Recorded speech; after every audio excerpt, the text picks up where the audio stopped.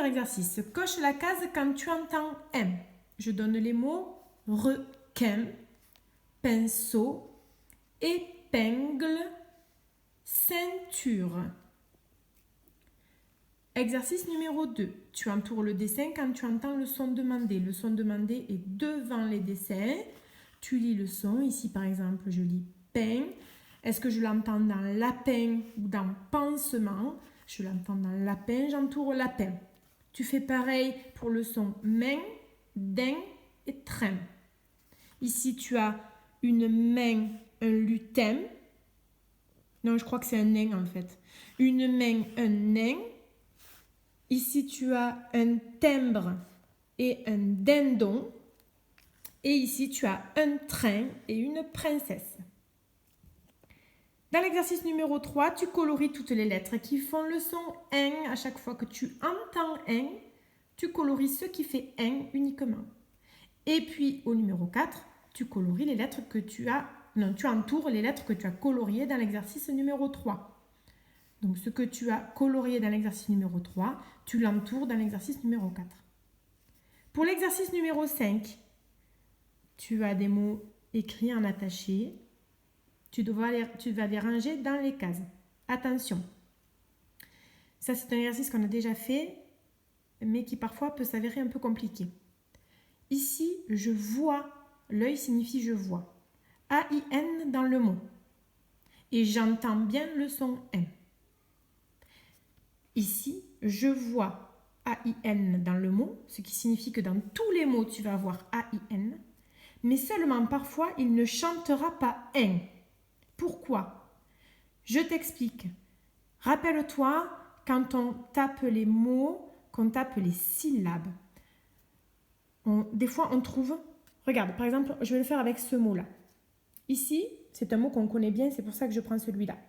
C'est le mot la dizaine. Dizaine. Si je tape ce mot, ça me fait dizaine. Je n'entends pas un, j'entends est et j'entends ne. Parce qu'en réalité, ils ne sont pas, le AI et le N ne sont pas dans la même syllabe. Il y a la syllabe di, zé et ne. Ils ne marchent pas ensemble, ils ne sont pas mariés. Tu te rappelles de ça? Parfois, on voit IN, mais on n'entend pas N, comme dans cantine, parce qu'ils ne fonctionnent pas ensemble, le I et le N. C'est pareil pour le AIN. Parfois, on voit AIN, mais il ne chante pas N, parce que le N ne fonctionne pas avec le AI, il fonctionne avec la lettre d'après. Ici, le N marche avec le E.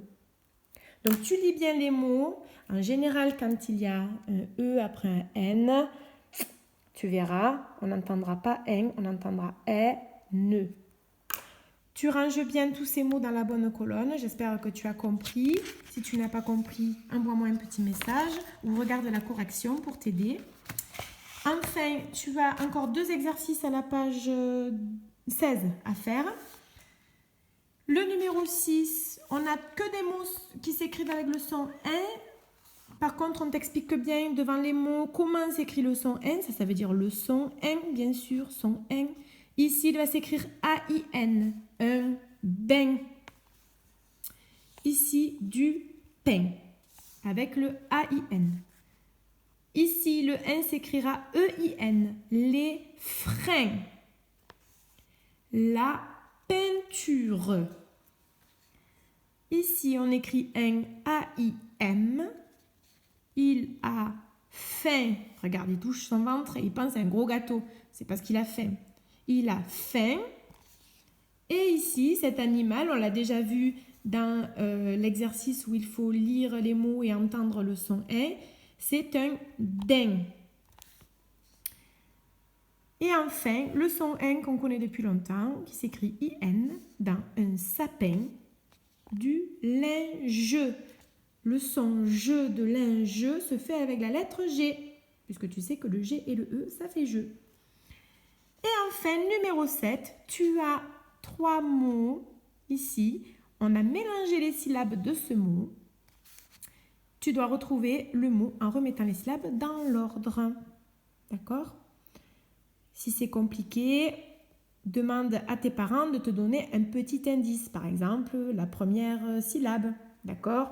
Ici, je vois 20 écrit. Bon, je peux te dire déjà que ce mot commencera par la lettre E, par la syllabe E. Donc, ça fera les Allez, je te laisse continuer. Si tu as des difficultés, n'hésite pas à demander à tes parents et n'hésite pas à regarder la correction s'il y a besoin. Voilà. Allez, bon courage, bonne journée, à très vite.